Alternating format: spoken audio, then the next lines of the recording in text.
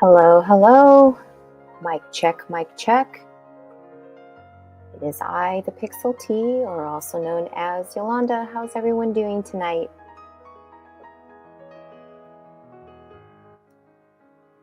Just wanted to come on here and do a little bit of brainstorming with you guys. I've been paying close attention to these geomagnetic storms that have been happening these last couple weeks. And thought I'd go ahead and discuss them with you.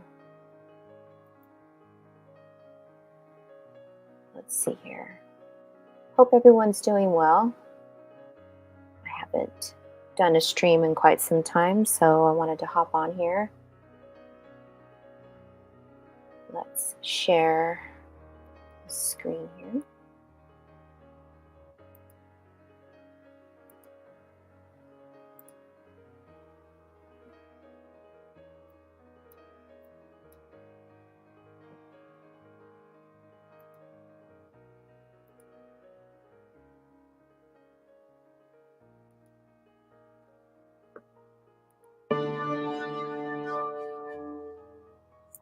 James Kaufman, World News Report today, August 31st, 2024. God bless you and yours, no matter where you are in the world. Please subscribe, give us a thumbs up, ring that bell for critical future updates. Ladies and gentlemen, we have fireballs being reported across the eastern seaboard from Tennessee to North Carolina, and also in Japan, and just recently over Europe. Now, there are reports that these are not meteorites, but they may be Starlink satellites falling out of orbit. That I cannot confirm. I'm going to show you all several videos of these fireballs, and these are just from last night. You can see the size of this particular one here. This meteor or meteorite coming in green and hot actually hit last night over Japan. So this is going on across the globe. I'm sure most of y'all saw the fireballs that flew over Western Europe just a day or two ago. They were said to be Starlink satellites. Now, I'm assuming that this is the same as the first video, the fireball that was seen from Tennessee to North Carolina from different perspectives. And as you can see, there she blows. Also from last night, this turns, well, night into day completely. Unbelievable. If I saw something like that light up the night sky like this, I would be more than a little afraid. That was a sizable space rock, if in fact it was a space rock. I can't imagine actually turning night into day via meteorite. But that's what you're seeing right here. Now, this fireball, which absolutely looks enormous, is actually from 2 nights ago. That very well could be a quote-unquote Starlink satellite, but it's evident that something is falling to Earth, and I mean more than one object. So I wanted to let y'all know that these are being spotted across the globe. Just 3 or 4 nights ago, we saw several streak over Western Europe, and those were said again to be Starlink satellites falling out of orbit. With that said, none of these have been reported by JPL, the Jet Propulsion Laboratory, or NASA, and this is about the 3rd or 4th night of the same thing happening night after night. That said, God bless, share and subscribe. Let me know what you think this is in comments below. And always remember that anything's possible. Bizarro world.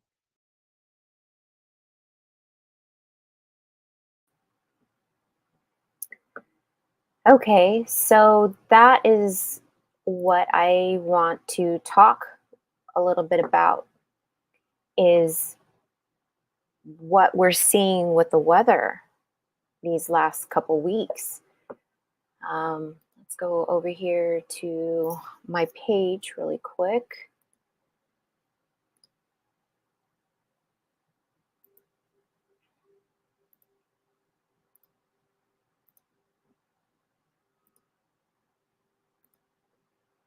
So I use my community page like um, I use this more than anything here on YouTube, and I like to point out what's happening with the weather. So I created this little picture here, and I wanted to point out the geomagnetic storm that happened on the 29th. And after a coronal mass injection, a CME from the sun made a glancing blow to Earth. And the day before, on 8/28, a planetary alignment of Mercury, Mars, Jupiter, Saturn, Uranus, and Neptune. And I don't remember what state, I think it was in Michigan that this had happened. I could be wrong which state it was at. But when that had happened, this is what happened in the sky. And this is a tower in Dubai that um, gave us a great show of plasma that hit a tower over there. So this is a lot's going on in the magnetosphere. Take this off here. This happened 2 weeks ago, and I think this was in Sweden. I'm not sure anymore where this was at, but these are all events that have happened before, and they're happening again. And it's happening because we are having a magnetic pole shift, and it's creating some pretty intense weather for us. So let's see here. I really enjoy Suspicious Observer's channel. He shows great information about what's happening with this magnetic pole shift and what to expect um, whenever we have these big solar storms. We also get earthquakes, and we get some nice tornadoes. We'll get hurricanes, we get flooding, um, volcanoes erupting. But we also had the planetary alignment that happened the other day, which made things uh, even more charged. So even on here, the northern lights erupt over a volcano erupting over in Iceland. And then, let's see here. Suspicious Observers did another quick little video on the dolmens. And I was over on another channel. Um, the gentleman that used to be in charge of the Thunderbolts project was doing a live stream with a panel, and they briefly started to speak about the dolmens. And I was having a little bit of a conversation with some of them about what I thought the dolmens were, because they some people that like to investigate them aren't quite sure what they were for. And I think that they were shelters from a disaster cycle. And I also do think that some of them are ancient technology based on the rocks that were tested. These guys absorb electric charge in different ways. And I'm almost curious if they worked like these Hadron Colliders or the like CERN, and that they harnessed energy somehow. And maybe cities that used to be around in these areas were lit up by these. It's just a guess. I like I said, I'm just brainstorming here. And then we just had something happen. This is another fun channel, Dobsonian Power. Dobsonian Power. And he does some really fun streams about weather phenomenon that happens. And the title of his last video was Equinox Crack Caused by the Sun. And so I started to investigate that a little bit to understand what that meant. And so what I found was that the equinox cracks are cracks that form in the Earth's magnetosphere around the equinoxes, which are the spring and fall equinoxes when the day and the night are the same length. These cracks are caused by solar wind, which has a south-pointing magnetic field that partially cancels out Earth's north-pointing magnetic field. The cancellation can happen at any time of the year, but it's most noticeable around the equinoxes. The cracks allow a solar wind to pass through, which can cause bright displays of Arctic lights. The effect is called the Russell-McPherson effect and is more of a geometrical effect related to the orientation of the solar wind's magnetic field and the Earth's magnetic field. So that's probably why we were seeing the northern lights erupting over the volcano over in Iceland recently. So let's see here.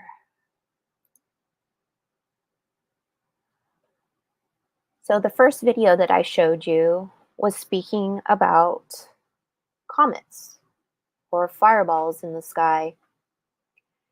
And then I started to look back in history at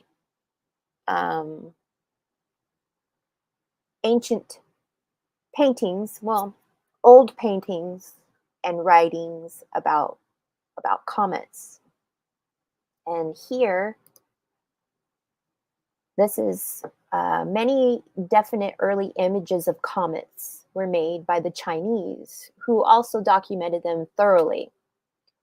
A most remarkable example is provided by the ancient Mawagudi silk book, which only came to light in the early 1970s. The book, which originally dates back to the 3rd century BC, with the knowledge it contains possibly dating back centuries, more contain 29 drawings and accompanying descriptions that are almost certainly qualifying as the world's first detailed writings on comets based on actual observations. So these look to me like some of the depictions, the symbols that they use for an alchemical Gnostic teachings of the different planets. But I think that this is fascinating that historically humans have been paying very close attention to what's happening up above.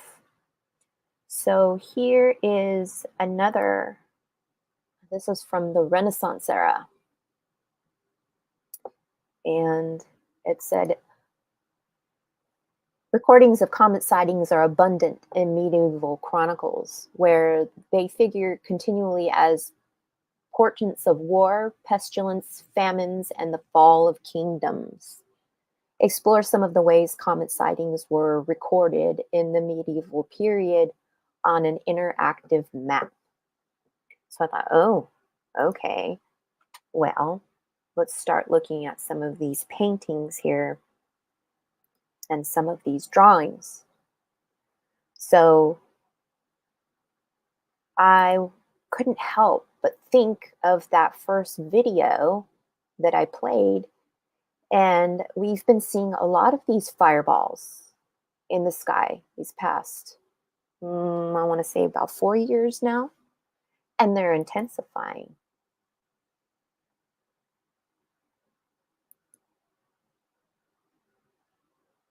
Look at all of them. They're so beautiful. I really appreciate them. And see, some may say when they're looking at these that this is also depictions of UFO phenomenon, but I think that it is really plasma charge in the heavens. In the West, one of the earliest visual depictions can be traced back to 1066 AD when the Halley's Comet was represented in the 11th century embroidered cloth Bayeux tapestry, which compromises more than 70 scenes depicting the conquest of England by William of Normandy. The passage of this comet also inspired a portion of Renaissance painter Giotto di Bondoni's fresco Adoration of the Magi, in which he portrays a comet as the star of Bethlehem. So, you remember that picture that I showed you on my community page, and well, this looks very similar, right?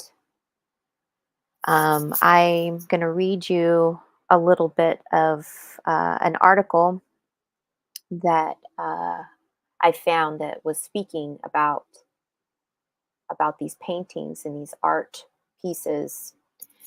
So bear with me because I don't speak Italian. So if I create any offense to anybody who's Italian on my disgraceful pronunciation of names and such, I apologize.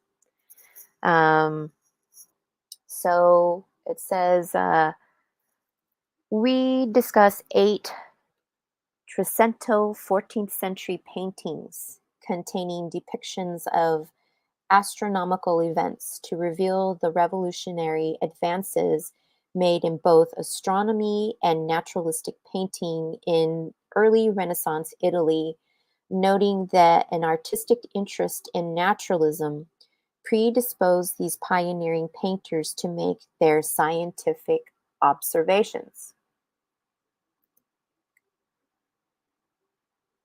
Let's see here, I lost my place. In turn, the convincing representations of their observations of astronomical phenomena and works of art rendered their paintings more convincing. Padua was already a renowned center for mathematics and nascent astronomy, which was separating from astrology. When Enrico Scrovini commissioned the famous Florentine artist Giotto di Bondoni to decorate his lavish family chapel, 1301 to 1303. So it was probably something that looked like this here. Giotto's painting a flaming comet in lieu of the traditional star of Bethlehem in the Adoration of the Magi scene. Moreover, he painted a historical apparition that he recently had observed with great accuracy even by modern standards, excuse me. Halley's Comet of 1301. While we do not know the identity of the artist's theological advisor, we discuss the possibility that Pietro de Albano, the Paduan medical doctor and astronomer who wrote on comets, might have been influential.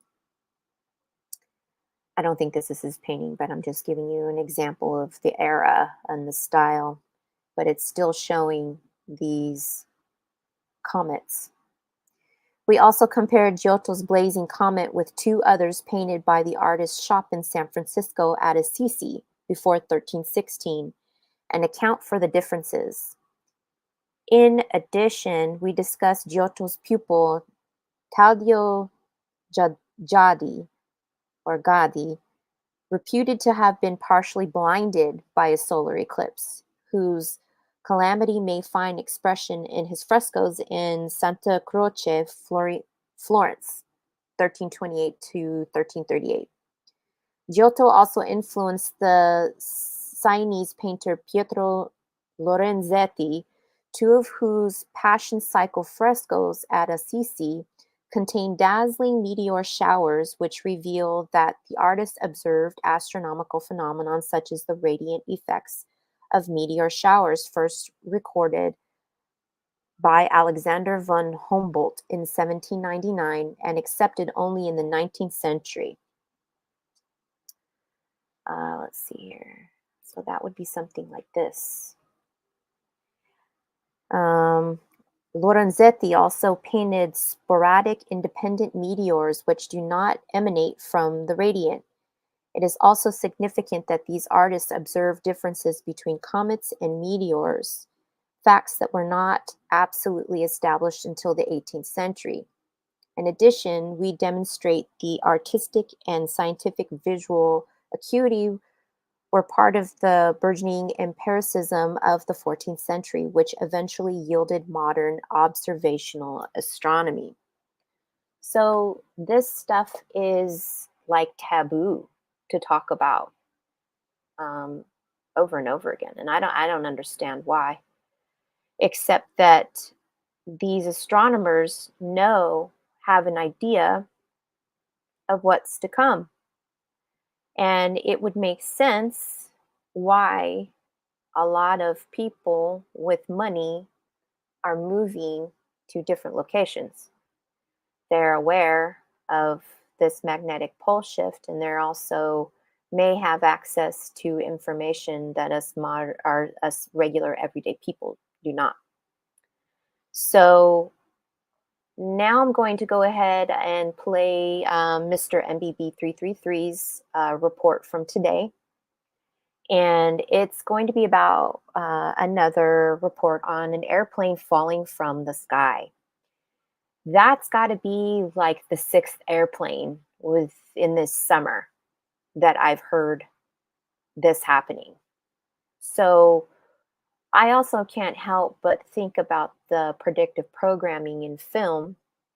Um, I know the Obamas did that movie. Uh, I'll look it up here in a minute, but that was part of the storyline was that the airplanes start falling out. They start falling from the skies. So I'm just a person that sees patterns, and I could be 100% wrong, or I could be actually honing in on something that is cyclical and has happened many times before. So let's go ahead and play Mr. MBB and Mr. MBB333.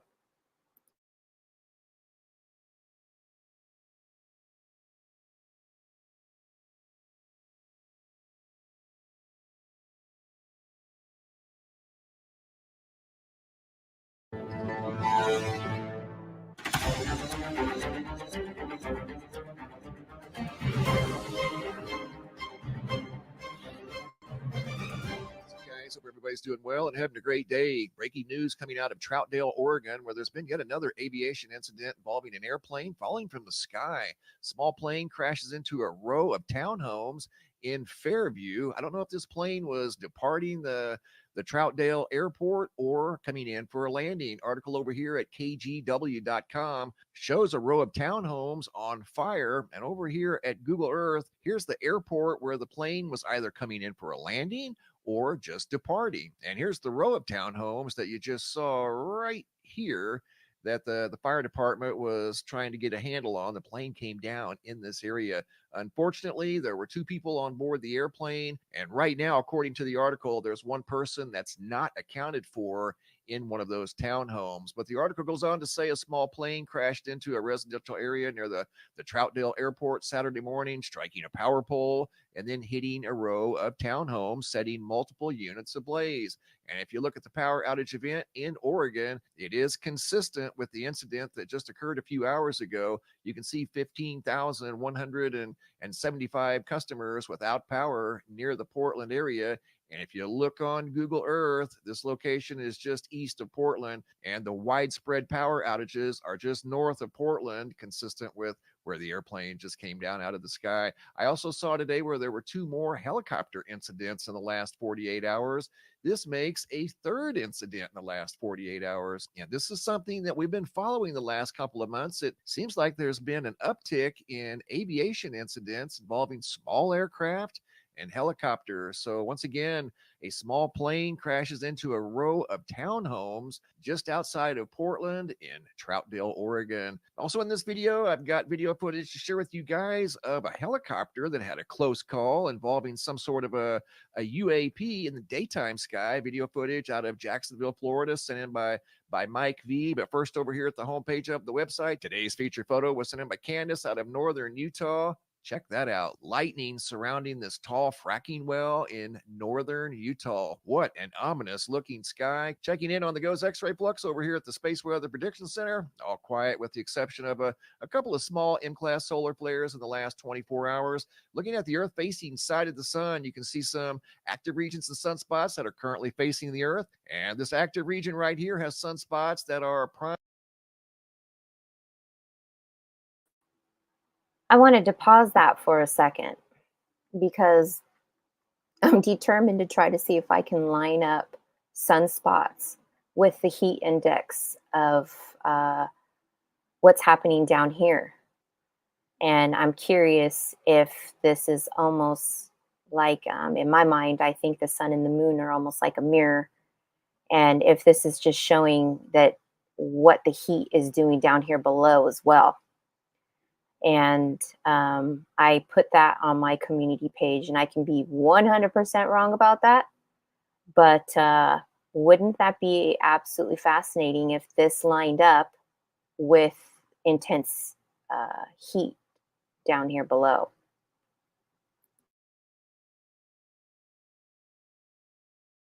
Timed for X-class solar flares harboring beta gamma delta magnetics. So we'll have to keep an eye on that region right there. Could see some X flare activity coming from that location anytime. Checking in on the Schumann resonance, all quiet the last 72 hours. Hopping over to the Yellowstone supervolcano caldera, looking at the seismographs that monitor the mighty supervolcano. Looks about the same today as it did yesterday. A little bit of magma intrusion down here at the Moose Creek east entrance and the Hawks Rest.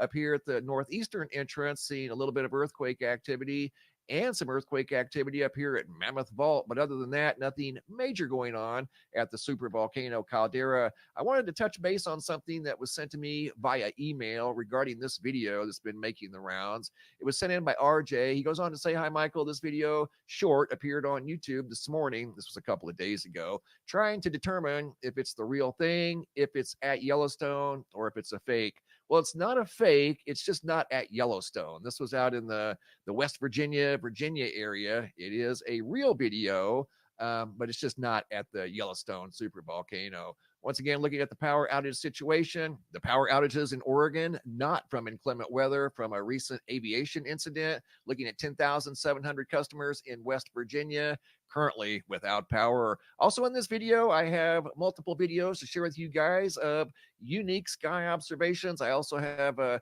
video with fiery objects in the day and nighttime sky.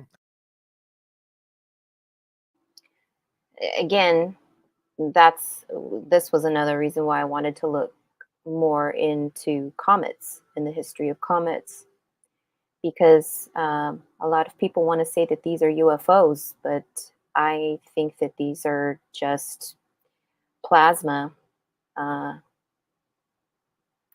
could potentially be like comets. And I don't know. Well, let's hear what he has to say.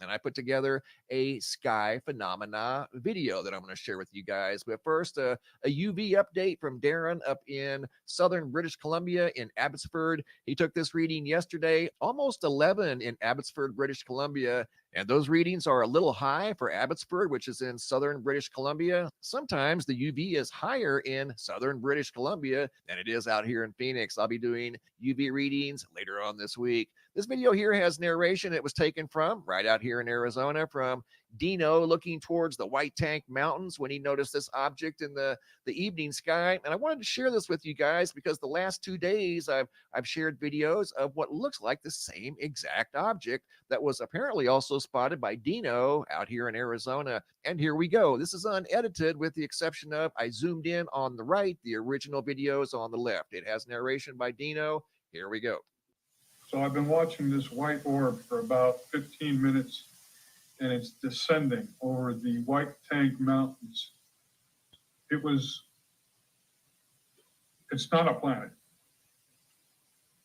And at the rate that it's dropping below the power lines. So I'm watching each power line.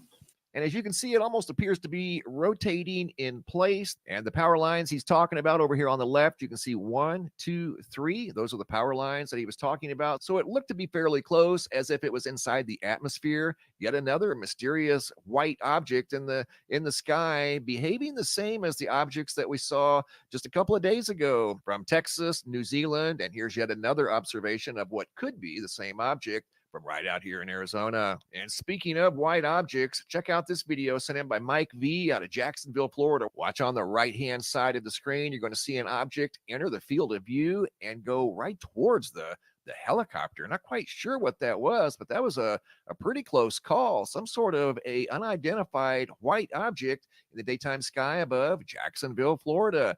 Here it is in an inverted format. Light is dark, dark is light. I paused it right there. There's the object. Clearly not an airplane, helicopter. Didn't appear to be a balloon as it was moving too fast, and it had an unusual shape. Almost looked like it was egg-shaped or oval. But anyway, very close call involving unidentified object above Jacksonville, Florida. Speaking of objects, here's a couple of videos of fiery objects. One in the nighttime sky. This video was taken last night at 3:44 a.m. by Mark Smith. Not sure of the location as he didn't clarify where he took the video, but I'm assuming that this is some sort of a rocket launch. I did some research and there was a rocket launch scheduled for 1:48 this morning. It may have been postponed as this video was taken at 3:44 in the morning. But here in just a couple of seconds, you're going to see the tail of this thing turn green like a fireball meteorite when it enters the atmosphere. Look at the tail. See it turn green?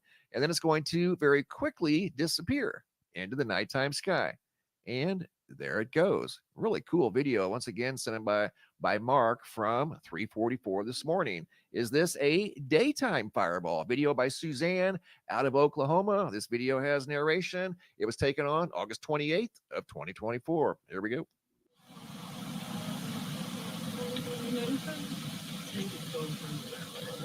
Sorry, I can't keep it still. It's 20 times new. Wait out there. You can obviously tell there's a light at the beginning. It doesn't look like any chemtrails, and it's short.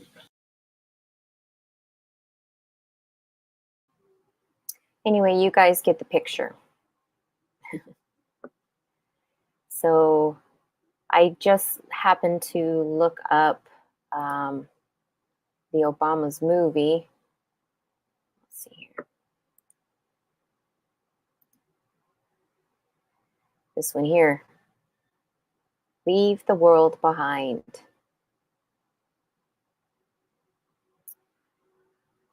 I don't want to click on it because I don't want to get a copyright strike for it.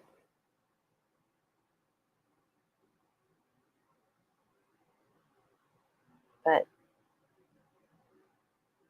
this also, in this film, shows that the economy is going to collapse, and it speaks about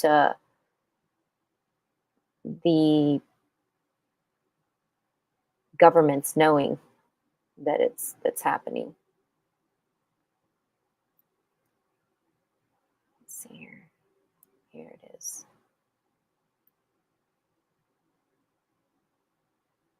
Wait a minute. Right here. Oh, darn it. See all those planes in the ocean? That's gnarly. I mean, how would the Obamas know to go ahead and put that in the storyline? I think that's kind of interesting. But who am I? I'm just a regular everyday citizen. What would I know? So those are just a little patterns that I wanted to share with y'all. And that's all I have for you guys tonight. And let's see.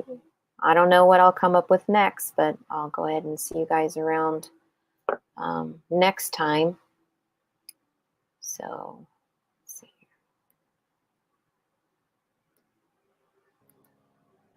I think I'm going to go ahead and head out and go to bed because I'm a little tired. But I hope everybody has a good evening, and take care, everyone. Keep your eyes up sky, pay attention to the things that are around you, and